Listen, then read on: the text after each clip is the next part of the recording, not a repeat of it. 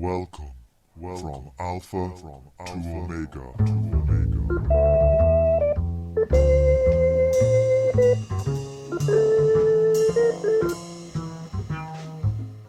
Hello, and welcome to the fourth episode of From Alpha to Omega. Today is the 9th of May, and I'm Tom O'Brien. After a number of episodes warning of economic doom and capitalist exploitation, it's time now for something a little different. I am delighted to have with us today an intellectual hero of mine, the mathematician, computer scientist and philosopher Professor Gregory Chaitin. We will talk about the nature of proof, creativity and his latest work in which he proves how random evolution is nearly as good as creative design. But first, the boring stuff. On the podcast website, you can sign up to receive email notifications for the latest uploads.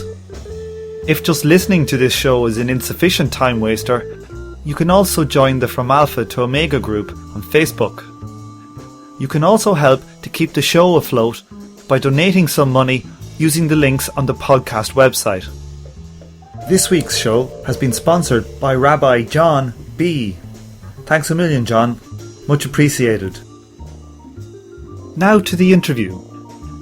I became fascinated with the work of Professor Chaitin after stumbling across an article of his a few years ago in an issue of American Scientist.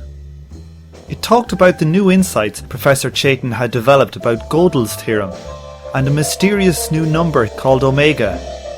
I was hooked. A few years later, I found myself in Madagascar in the middle of a violent coup with no French, no Malagasy and no English-speaking tourists to talk to. All I had to keep me company were 3 books by Professor Chaitin. For the next 3 weeks, I sat scratching my head and having my mind blown by the ideas Professor Chaitin described so beautifully in those books.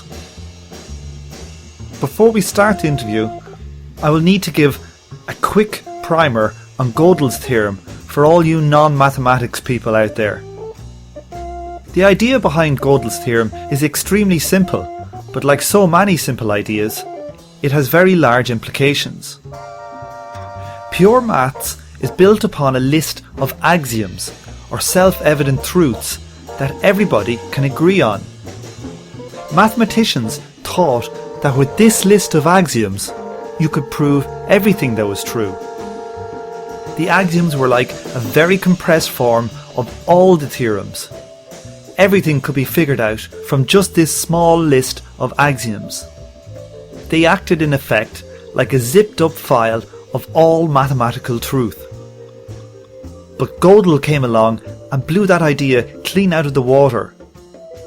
He showed that there are things that are true that can never be proven, that there should be an infinite set of axioms, and that you have no way of knowing beforehand if they are right or not.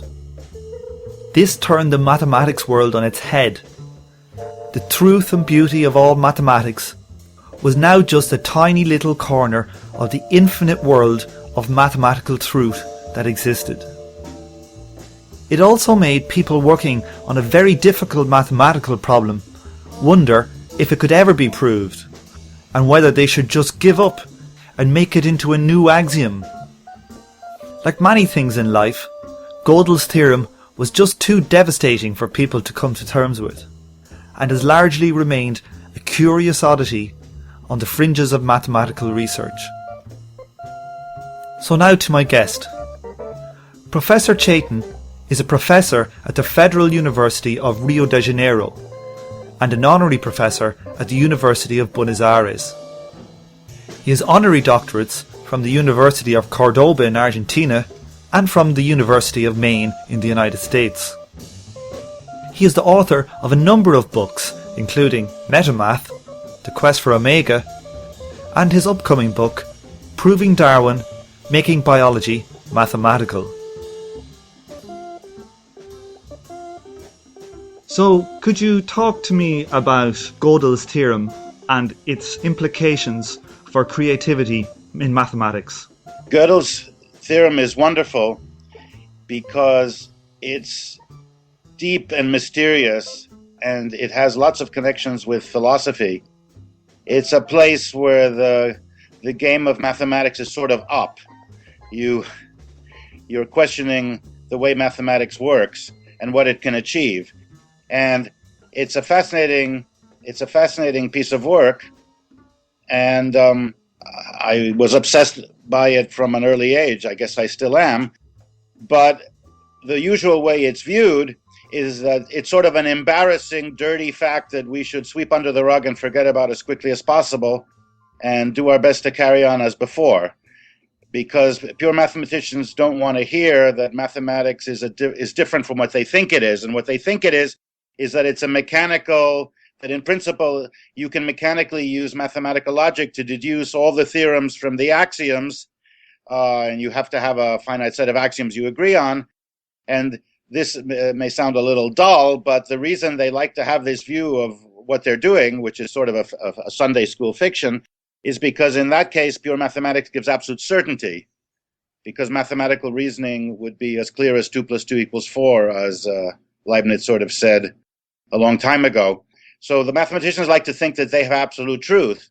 And the Gödel incompleteness result sort of pulls the rug out from under this. So it's reviewed as sort of a dirty business or a pessimistic fact. And even books on mathematical logic, usually in the last chapter, they have Gödel's incompleteness theorem.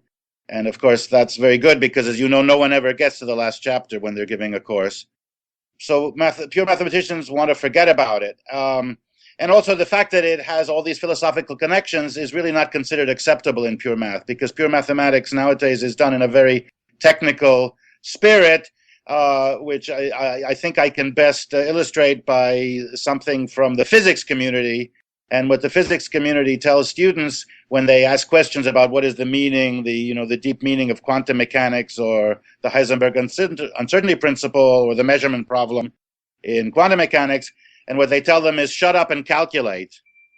And that's sort of the same view of the math community. So I don't share that view. And I've been thinking about Gödel incompleteness since I was a teenager. And I think the best way to think about it, I think, is not the original way that Gödel did. I follow more along the lines that Turing introduced in 1936, and I've tried to develop it. And only very recently, what I previously would have regarded as an age at which no one would do any important work in mathematics, only very recently I've come to feel that I didn't understand incompleteness at all up to now. And my new view is that incompleteness, I never felt it was really something that shouldn't be talked about, but it does look a little pessimistic at first sight. And the new view, however, is that incompleteness is wonderful, it's fantastic, it's marvelous. What it really is, it's telling us about creativity. And what it means is there is no, mathematics is not a closed system, it's not something you can do mechanically. There is an intrinsic need for creativity. It's an open system. It's inherently plastic. It's evolving. It's not static. It's not closed. These are all heretical, subversive words, I guess, to a pure mathematician, but it shouldn't be. What they should realize is that actually this is a very deep question, because it's essentially a version of the question of creativity in biology. Darwin's theory of evolution is just another version of this fundamental question, which is creativity. Where do new ideas come from? Where do new organisms come from?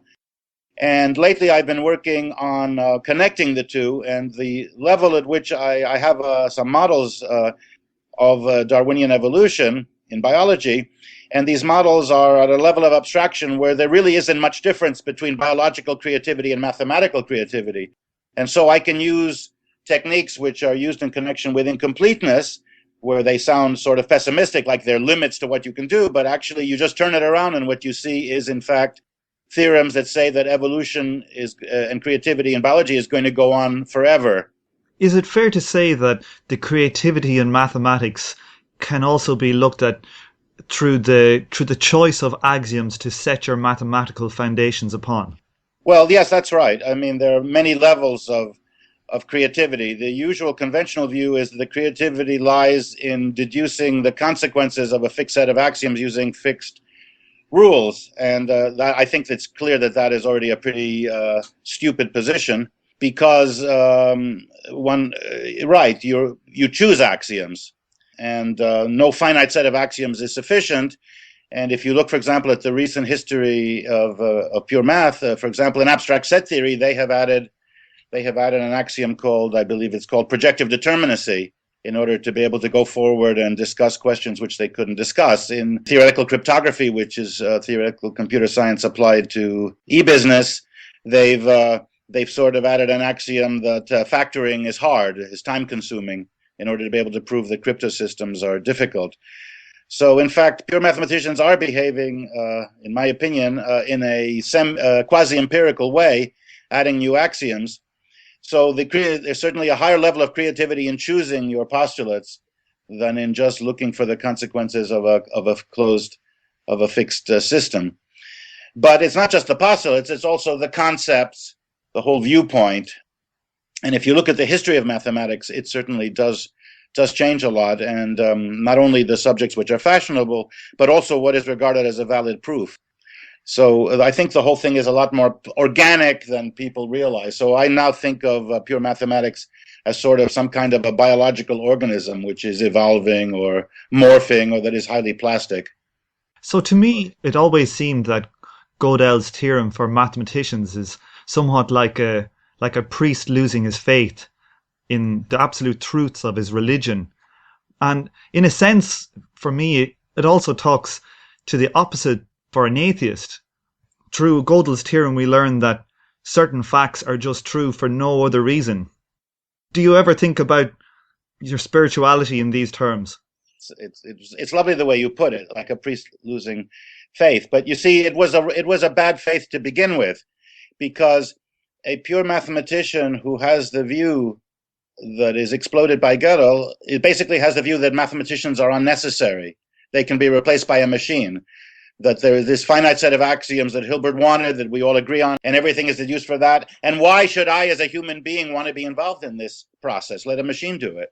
I mean, this is something technical and totally uninteresting. There are no ideas. It's just this mechanical process. So I think it was a bad faith. Let's say it was.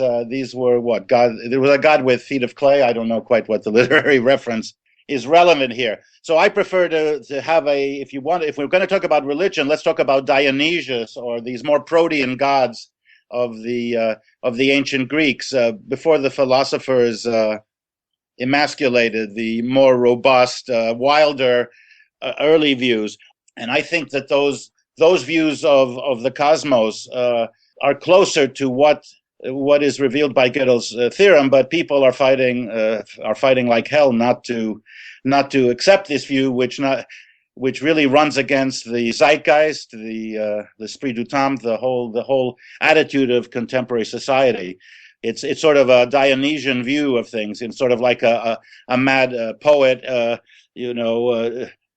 all night drunk, seeing visions and writing poetry. The only god who is said to have a mortal parent was Dionysus, the god of wine and the grape. His magical gift distilled from the vines was the bringer of both ecstasy and madness. His intoxicating creation can kindle revelry in its drinkers and also ignite drunken chaos. In ancient times, his worshippers would gather in the forest and dance in his honor, drinking until they reached a primal frenzy. The phrase absolute truth sounds seductive at first, right? Absolutely certain reasoning. But when you realize the enormous price you're paying for that innocent phrase, I don't think it's worth it, really. It really dehumanizes existence.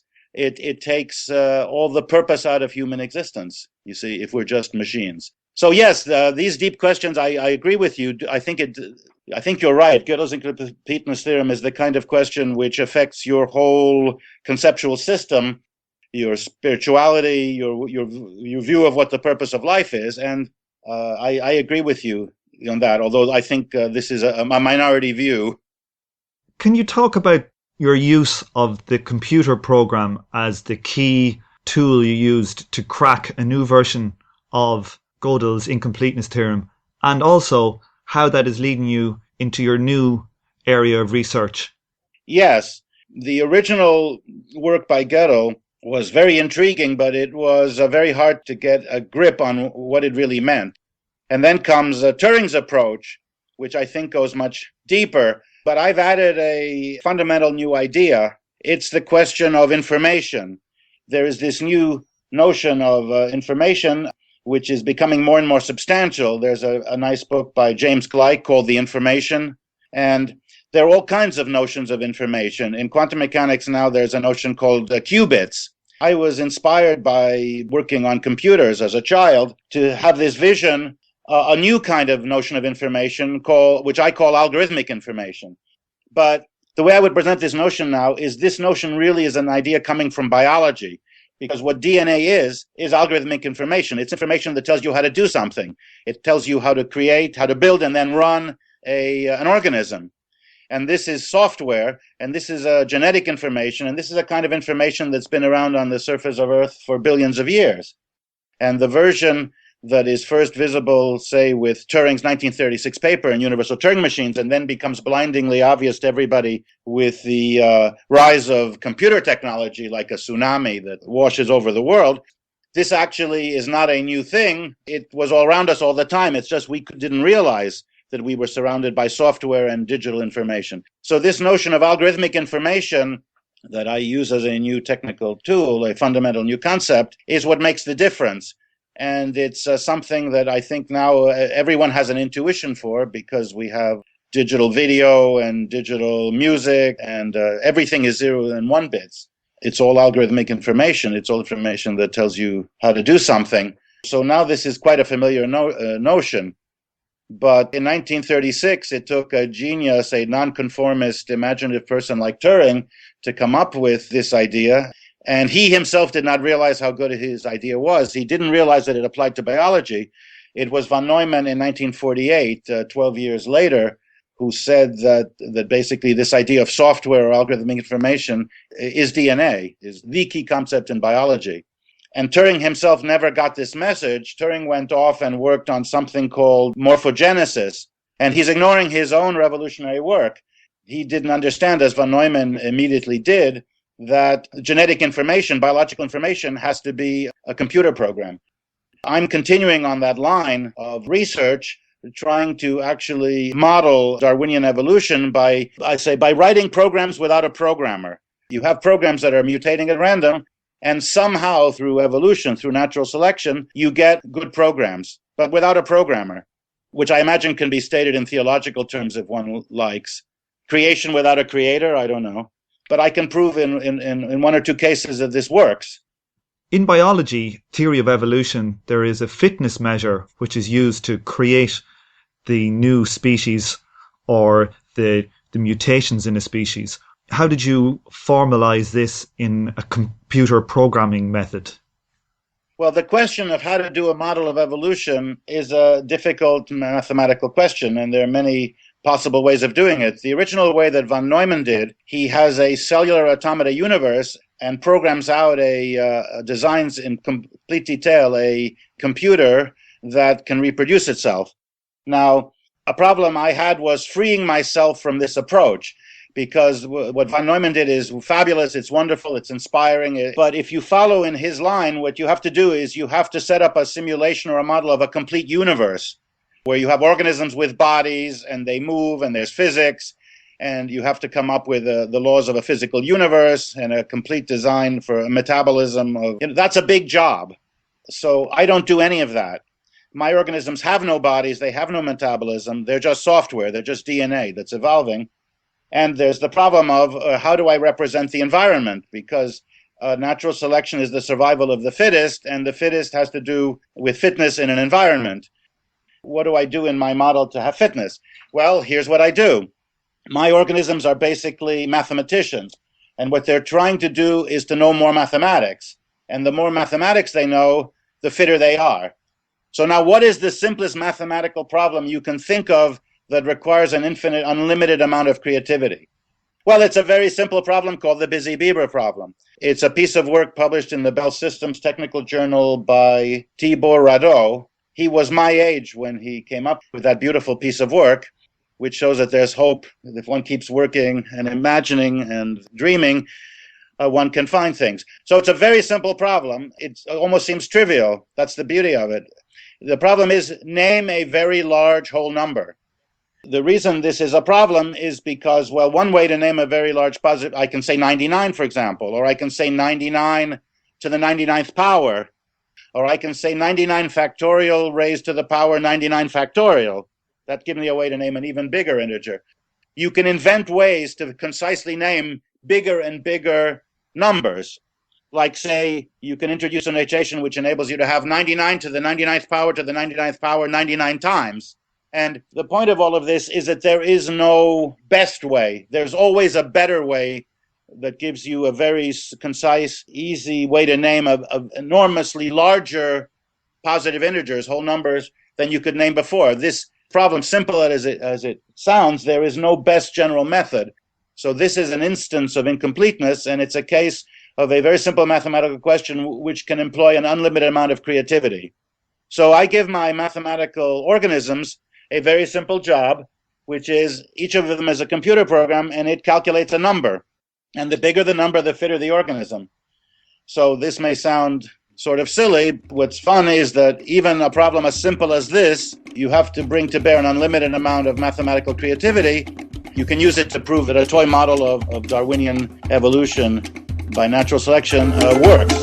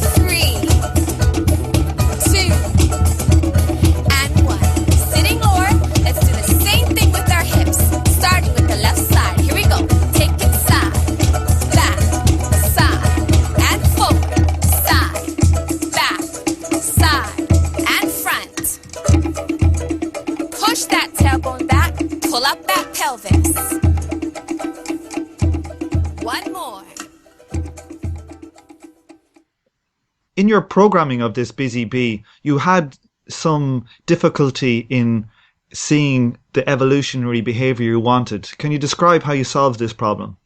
Yes, you've put your finger on the most fascinating thing that happened mathematically in this 3 years of work. I couldn't get my models to work. I realized that the problem was, the deep question was, what is a mutation?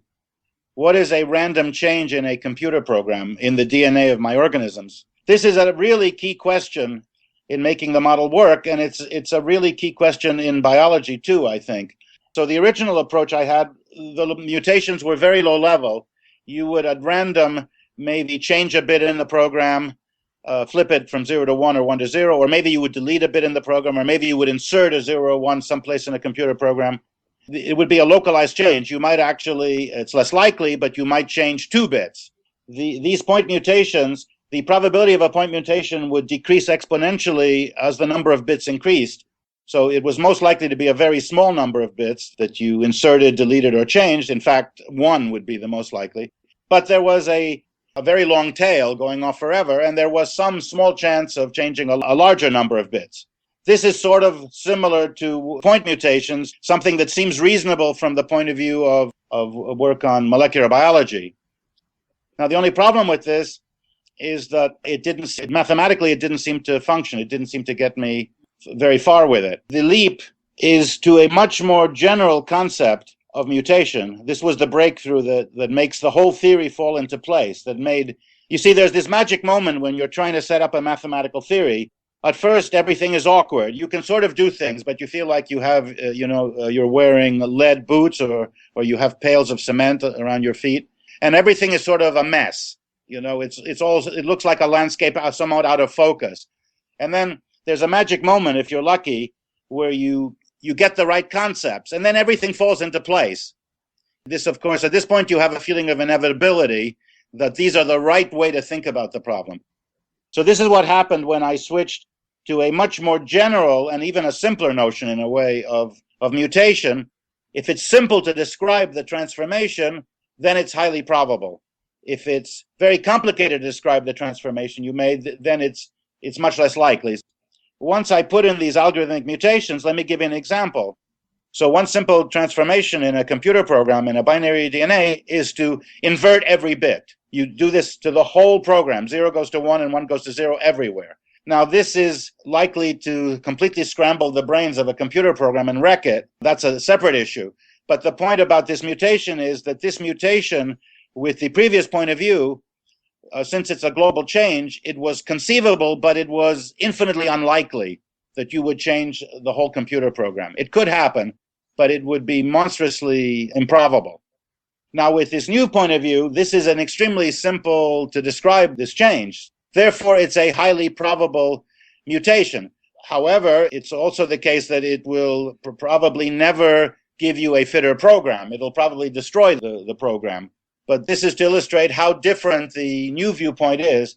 This new viewpoint, as I learned from reading a book by a Brazilian philosopher, is it Mauricio Abdala, who referred to a Spanish biologist, Máximo Sandin, there actually is a certain amount of evidence higher level mutations like this may actually occur in biology.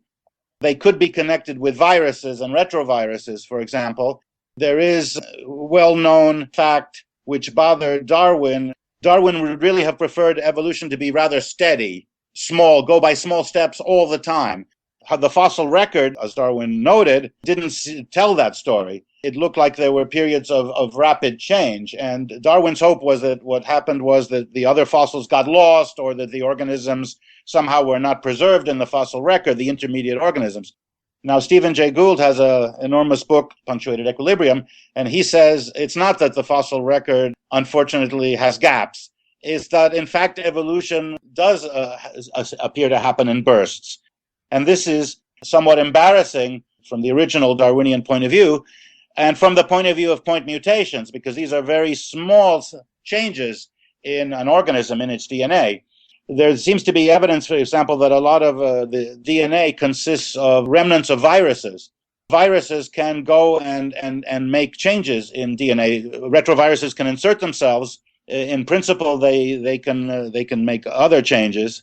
I'm not a biologist. I certainly don't know much about all of this. And I'm not sure that biologists know much about it either. This is a moment of great ferment. It's an exciting moment in molecular biology. I was in Madrid, invited by a physicist, Miguel Ángel Martín Delgado, and he was also fascinated by the fact that I was using algorithmic mutations because he had done some models of evolution and noted a similar problem, that low-level mutations didn't seem to work too well. So I think it's sort of, as I remarked there in Madrid, speaking with Miguel Ángel Martín Delgado, the physicist, and with Máximo Sandin, the biologist, and I'm a mathematician, it's sort of interesting that the three of us, for different reasons, were driven to feel that maybe mutations can take bigger steps than is normally thought possible. So in essence, we see that competition does not seem to play the key role in new species being formed. Well, competition filters. Where do you create the possibilities that are filtered out by competition? You need the creativity.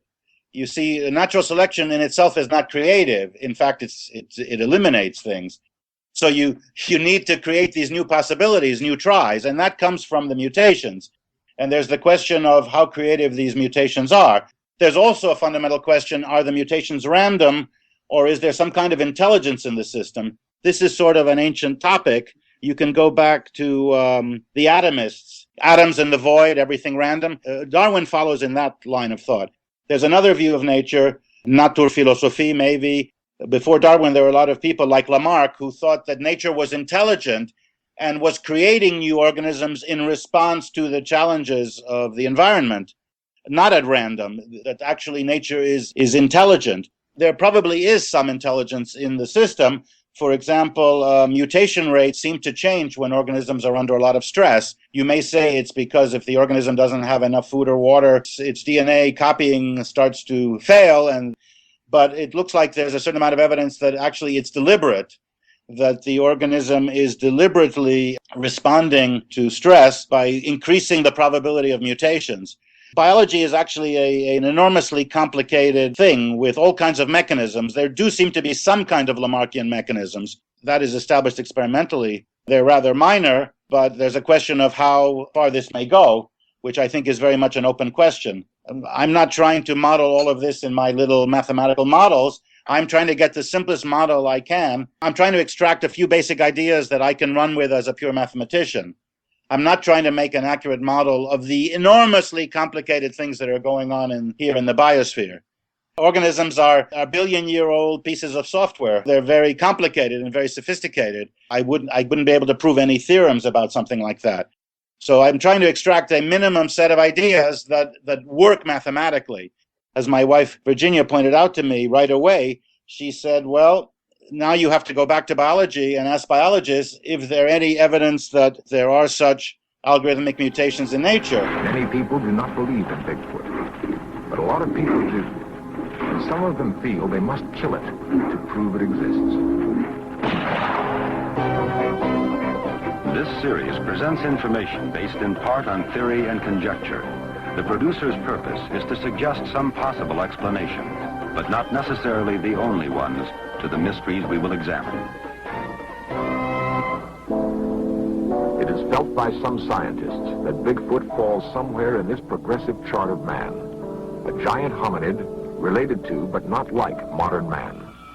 According to this theory, Bigfoot would have pursued a course of evolution separate but parallel to his human cousins.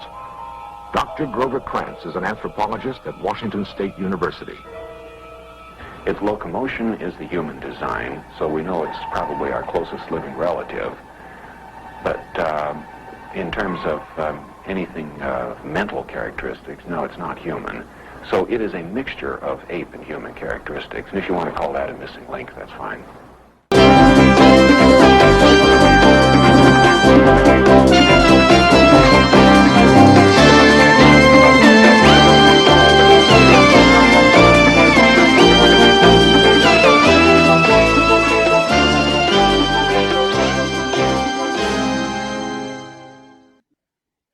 So can you talk about the theorem results, the major theorem results that you have discovered from your work?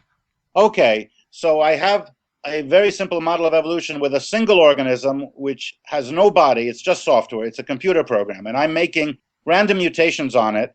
And the mutation is rejected unless the organism becomes fitter. Fitter means it calculates a bigger number. I'm working on the busy beaver problem. Is the size of the program limited, or can the bits of the program grow? That's a good question. No, the program can be as big as it wants. It has to be finite. So it can start at 10 bits and then mutate to 12 bits and so on. Right. You can start with a program that just calculates the number 1, say, or the number 0, a very small program. That obviously is not very fit. So then you try making a random change. The random change may scramble the brains of the program in such a way that it calculates nothing, in which case it's rejected, or it may give you a program that works, but that calculates a number that is smaller than the number you already calculated, in which case the mutation is also rejected. But if the mutation gives you a program that calculates a bigger number, it replaces your current organism, and then you start mutating that new fitter organism. So the question is, how fast will the fitness grow? How well does this work? I compare it with two extremes, the stupidest possible regime and the smartest possible regime. So what is the stupidest possible regime? Well, the stupidest possible regime is if your system has no memory and you're just trying organisms at random. This is very stupid, and this is what physicists call ergodic. It covers the whole space of possible organisms, and it'll look at all possible n-bit organisms in time that grows us 2 to the n exponentially. So this is very stupid. This is exhaustive search. And this is not at all what biological evolution does. Now, that would be very, very slow. Now, the smartest possible thing you can do is to pick the algorithmic mutations not at random, but using intelligence in order to make the fitness increase as fast as possible. I can show what that is. There are a specific set of mutations that if you do them in exactly the right order, trying n mutations, and you get to the fittest n-bit organism. With exhaustive search, you get to the same place, but the number of mutations you tried grows as 2 to the n. Okay, so this is the stupidest exhaustive search and the smartest thing you can do. The smartest thing being if you're God and you pick the mutations yourself, not at random, in the best possible way. So what happens when the system does have memory? It's not exhaustive search, but when you do pick the mutations at random, not deliberately in the best possible way. So the answer is the system will get you n bits of biological creativity in time that is between n squared and n cubed. So this is a little slower than what I call intelligent design, which if the mutations are not random but are picked in the best possible way. And this is very, very much faster than exhaustive search. Can we put some numbers on this? So say we take our computer program as 100 bits long. In the creative design scenario, or the God scenario, it takes 100 mutations to get to the perfect program, the program that produces the highest number. Right. And then in our evolutionary scenario, it takes somewhere like 10,000 to 1,000,000 mutations. That's n squared or n cubed. Yes. And then in the worst case scenario, about 1 nonillion, 267 octillion, 650 septillion, 600 sextillion, 228 quintillion, 229 quadrillion, 401 trillion, 496 billion, 703 million, 205,000, and 376. And that's in the stupidest case where you test all of the combinations. Yes. In the stupidest case where you test all of the combinations. Yes. In the stupidest case Yes. where you test all of the Yes. combinations. Right. In the stupidest case Yes. where you Right. test Yes. all of the combinations. Creative design is that the mutations actually are chosen by intelligence deliberately to drive creativity, biological creativity, forward as fast as possible. A God who is in charge of everything and likes us and wants us to progress as quickly as possible.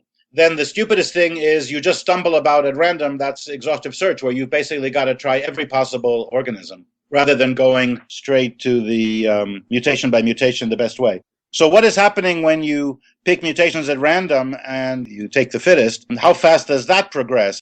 And the answer is that it goes up fairly close to the best possible you can do, and a lot better than exhaustive search.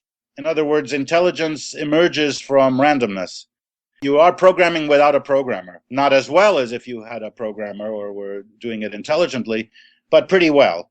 This seems to be a very, very deep result.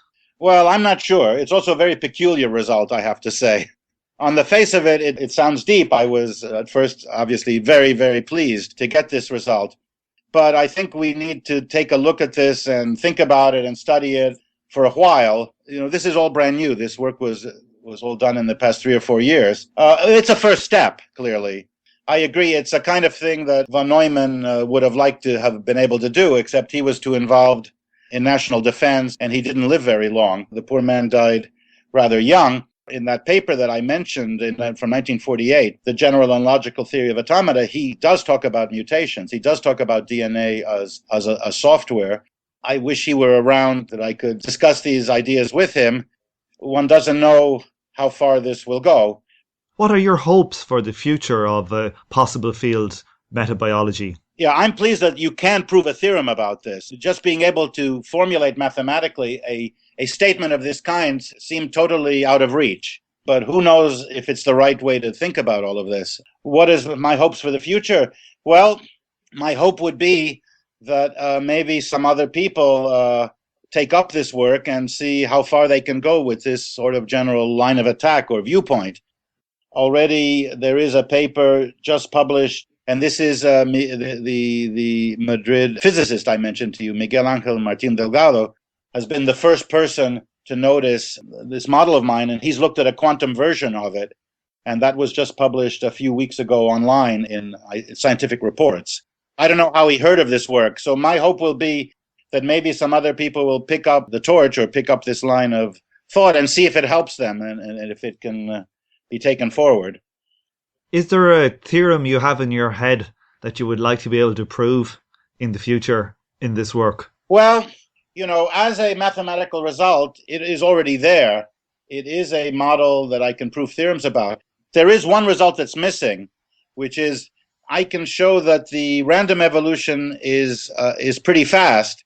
I'm worried that it might be so fast that it's just as fast as what I've been calling intelligent design. In other words, it would be nice to actually separate the three regimes. And there is a possibility still left open by the proofs I came up with. I know that random evolution is much faster than exhaustive search and not much slower than picking the mutations in the best possible way on purpose with intelligence. But there is a unfortunate possibility that it might collapse, that it might be just as fast, almost as fast as picking the mutations in the best possible way. So from a mathematical point of view, you really want to separate the three regimes. And I've only separated two of them, and I've shown that the two of them are not too far apart, but there's this awful possibility that they might sort of collapse on top of each other. So that is definitely a missing piece mathematically. Now, making more realistic versions of this with more organisms, with sex, with an environment, I don't know how far that can go. I'm hoping that maybe something can be done along those lines. Although there is the awful possibility that any more realistic model will be intractable mathematically. So you might be forced to simulate the behavior of the model on a computer and not be able to prove theorems. Now, if you're asking what I would like to see as future work, at this point, I feel I've sort of done all I can on evolution. And what I would really like to see is a mathematical theory of thinking, intelligence, and consciousness. Something about the brain. The brain is a pretty mysterious thing. I think the brain is a big mystery, is the biggest mystery left in biology. And I don't know if mathematics can contribute to that question. Von Neumann himself hoped it would. After he did that beautiful DNA equals software paper, he left us just when he died. He was going to deliver a series of lectures at Yale. His wife took his notes and cleaned them up a little bit, and it's polished as a little posthumous book called The Computer and the Brain. Von Neumann seemed to think that mathematics would contribute to anything, and he seemed to be able to pull it off always. Economics, quantum mechanics, game theory. I think that is a deep question, and I think it's a challenge. I feel it's a challenge to pure mathematics. It's also a challenge just plain to biologists. If you'd like to plug your latest book before we finish. Oh, okay. Well, yes, I guess we should tell anybody who's come this far, if they would like to see some more on these topics, I think a good place to start is a book of mine that is being published on May 8th. It's called Proving Darwin, and the subtitle is Making Biology Mathematical. It's a small book being published by Pantheon in New York, and at this point I think there's already a deal for a Spanish and a Japanese translation. This is my attempt to explain these ideas as non-technically as possible. If they want a little more, I have a previous book published also by Pantheon called Metamath, but that doesn't talk about biology very much. Okay, thank you very much for taking part today. A pleasure. Thanks, Thomas. Thanks so much for your interest in all of this and asking such good questions. Questions. Questions. Questions. Questions. Questions. Questions. Questions. Questions. Questions. Questions. Questions. Questions. Questions. Goodbye. Questions. Goodbye. Questions. Goodbye. Questions. Goodbye. Questions. Goodbye. Questions. Goodbye. Questions. Goodbye. Questions. Goodbye. Questions. Goodbye. Questions. Goodbye. Questions. Goodbye. Questions. Goodbye. Questions. Goodbye. Questions. Goodbye. Questions. Okay. Questions. Okay. Questions. Okay. Questions. Okay. Questions. Okay. Goodbye. Questions. Okay. Goodbye. Questions. Okay. Goodbye. Questions. Goodbye.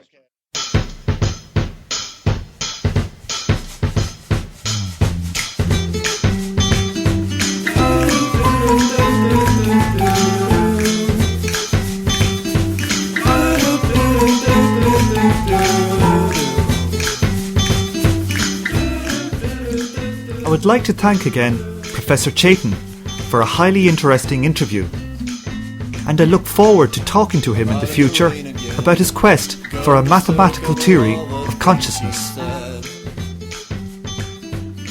On this episode, you heard the theme tune Shine On You Crazy Scumbag by Clive Starr, an excerpt from the Troy DVD on Dionysus, and a clip from Island Girl, Dance Fitness Workout for Beginners. You also heard Leonard Nimoy talking in the documentary In Search of Bigfoot, the Hungarian mathematician John von Neumann repeatedly saying the word process, and you are now listening to the most excellent suburban kids with biblical names singing Love Will. Due to time constraints, the podcast will be released on a fortnightly schedule for the next while. I hope this won't disappoint you too much. To finish this week's episode, I will read a further extract from Bertrand Russell's The History of Western Philosophy, accompanied by Bach's Passacaglia Fugue in C minor. Thank you for listening, and I hope you will join me for the next episode of From Alpha to Omega. Our love will bring us down. Oh, love will bring us down. Our love will bring us down.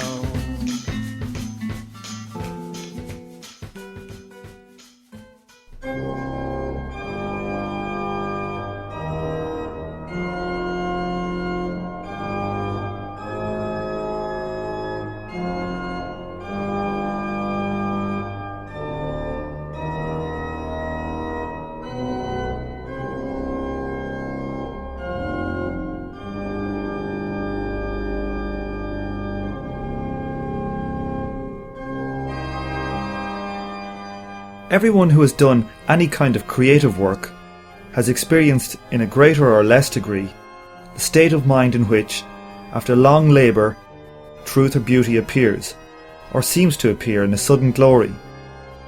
It may be only about some small matter, or it may be about the universe. The experience is, at the moment, very convincing. Doubt may come later, but at the time there is utter certainty. I think most of the best creative work, in art, in science, in literature and in philosophy, has been the result of such a moment. Whether it comes to others as to me, I cannot say. For my part, I have found that when I wish to write a book on some subject, I must first soak myself in detail, until all the separate parts of the subject matter are familiar.